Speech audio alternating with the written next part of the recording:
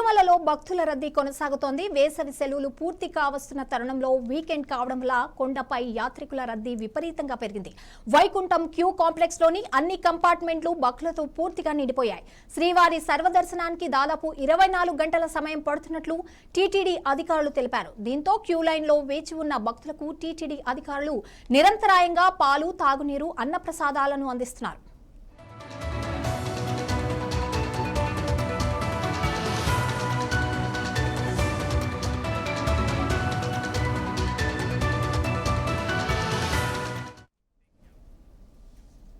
Tirumala updates కి సంబంధించి మరింత సమాచారం మా ప్రతినిధి వర్మ అందిస్తారు. వర్మ, అక్కడ తిరుమలలో భక్తుల రద్దీ దృష్ట్యా అధికారులు ఎలాంటి ఏర్పాట్లు చేస్తున్నారు?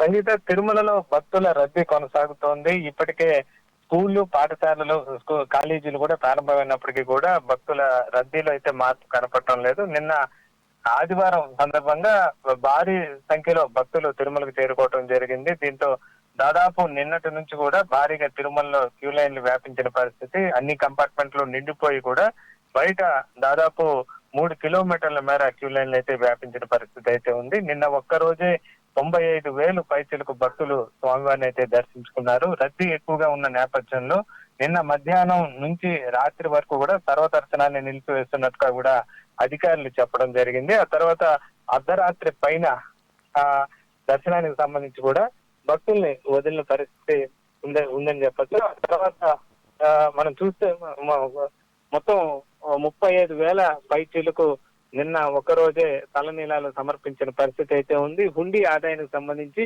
3.93 కోట్ల ఆదాయం స్వామివారికి సమకూరిన పరిస్థితి అయితే ఉంది.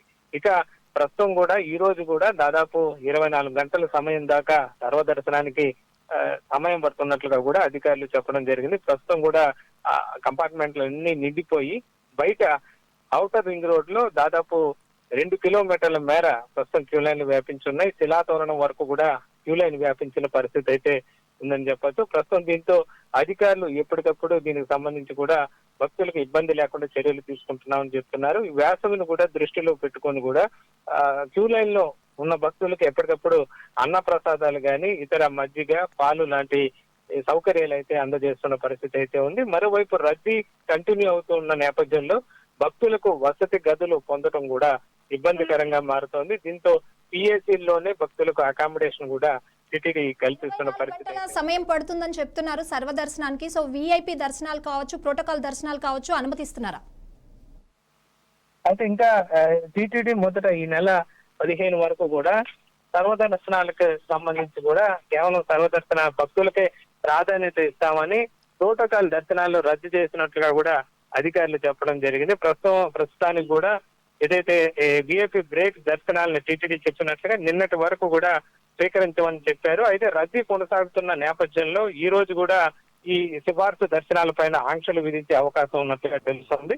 మొత్తం మీద భక్తుల రష్ కంటిన్యూ అవుతున్న నేపథ్యంలో దానికి తగ్గట్టుగా టీటీడీ యంత్రాంగం అన్ని ఏర్పాట్లు చేస్తున్న పరిస్థితి అయితే ఉంది. మరోవైపు కాలినడక మార్గాల్లో ఇతర ఏదైతే పెద్ద సంఖ్యలో భక్తులు వస్తున్న నేపథ్యంలో దానికి తగ్గట్టుగా కూడా ఆయా ప్రదేశాల్లో కూడా అన్న ప్రసాద వితరణ కానీ, మొబైల్ వాహన సంబంధించి కూడా వాహనాల్లోనే ప్రత్యేకంగా అన్న ప్రసాదాల విక్రయాలు కూడా అన్న ప్రసాదాల ఏదైతే వితరణ కార్యక్రమాలు అయితే నిర్వహిస్తున్న పరిస్థితి అయితే ఉంది. మొత్తం మీద రోజుకి దాదాపు 3 లక్షల భక్తులకు అన్న ప్రసాదాలు అందేలాగా టీటీడీ తరిగొండ వెంగమాంబ సత్రంతో పాటు ఇతర ప్రదేశాల్లో కూడా ఏర్పాటు చేసిన పరిస్థితి అయితే ఉంది.